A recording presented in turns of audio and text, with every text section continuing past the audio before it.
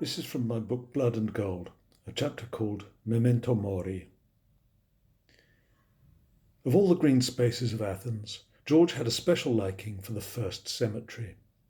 An island of tranquillity in an ocean of angry metal, its alleys of tombs and statues were shaded with cypresses and scented with lemon blossom. Birds chattered in the branches and swooped through the dappled light. Gravediggers, priests, mourners with bouquets of flowers, gardeners with barrows and rakes, delivery men from the florists, these were its human population in the daylight hours. At night, who knew what spirits hovered there? Palamas, Trikoupis, Venizelos, flitting restlessly over their troubled land. The first cemetery was the end of the road, the burial ground of all hopes and dreams. Yet it was a comforting place. A city of the dead, life pulsed there, flickering and glittering more brightly than in the crazed cementopolis around it. Life in death, more hopeful than death in life. Friends and relations of George's lay there in the cool gardens, their faces still vivid, their voices still audible to his inner ear.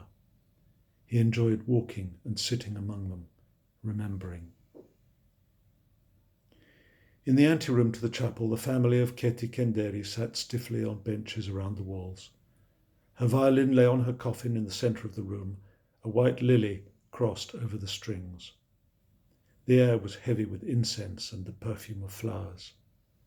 Friends stood in line to shake hands with Anna and her parents, whose ravaged, tear-furrowed faces seemed hacked into unconnected lumps by the butcher's knife of grief. Beyond them stood Keti's husband, Paris, his features rigid and blank, a mask of pale withdrawal. George joined the line, moving slowly forward to murmur a few words of condolence. He took his place among the friends. Such youthful faces, such lively eyes, all solemn, subdued, shattered.